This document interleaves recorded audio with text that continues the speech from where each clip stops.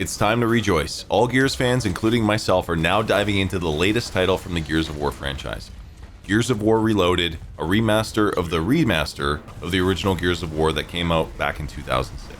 It's insane that it's been almost 20 years since this game landed on our screens. I recently streamed the campaign mode, getting through the entire thing in just under 6 hours. I thought it would be a bit longer than that, but it was a great experience playing through the story again. Not too long, but not too short, hitting all the right notes. I really enjoyed the campaign with the enhanced visuals and music, and just playing it again really took me back. However, I did notice that there were a lot of issues with regards to gameplay mechanics, like not being able to run forward from the side of a wall you're currently in cover on, or being on invisible cover, and most notably the AI for both enemies and particularly teammates was off. I had to wander around sometimes to finish the last enemy in a zone before I could move on, thus disrupting the flow, or an enemy would get stuck somewhere and I'd have to track them down, or Dom kept running into trouble and getting downed or killed. And we're talking normal difficulty. I can't imagine what it would have been like on hardcore or insane. I think a month or two of extra polish, testing, and tweaks would have made the difference between a better experience and the one we got. I like the game, don't get me wrong, but I didn't have to pay for it. I got it because I already had purchased the Gears of War Ultimate Edition, so it was a bonus for me. If I had to pay for it out of the blue and wanted to experience the story for the first time, these bugs would have left me feeling like I was playing a beta version of the game. I found that as I played the game, I had a great experience at the beginning, but as time went on, my rating went down and down.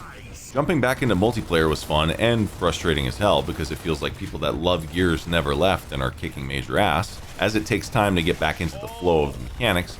But my major gripe is that players can join and abandon matches as they see fit, which really destroys the whole competitive and online experience of working as a team, deciding to split up or adjust strategy. It makes modes like Warzone and Execution feel like team deathmatch because there's no getting to know your teammates and what weapons they like to choose or routes they prefer, etc. The Coalition, the studio who developed the game, needs to make some serious changes. Perhaps they made these choices as a preventative measure in case the player base was small, causing slowness in online matchmaking, but this destroys the Gears of War social experience.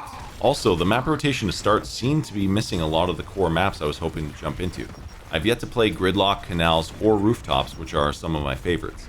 Meanwhile, I've played Clock Tower, Mausoleum, War Machine, and Bullet Marsh. Don't get me wrong, I still like some of those other maps, but I don't consider them core to the Gears fanbase favorites.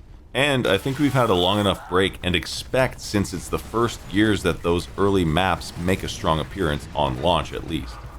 I forgot to mention it's first to 5 for a match, so with everyone jumping in and out and not being forced to stay, it feels like you're jumping all over the place from one map to the next, but keeping the same teams. It's very convoluted and boring at the same time. I don't want to be playing with the same people. Online play is about playing with a bunch of different people, getting a unique experience each time. And for such a fresh launch that's got a good amount of attention, it shouldn't be nerfed like it seems to be off the get-go. Overall, I would give the game a 7.6 out of 10, mainly due to all the pitfalls I've seen thus far, but if corrected, I would easily give it a 9 out of 10.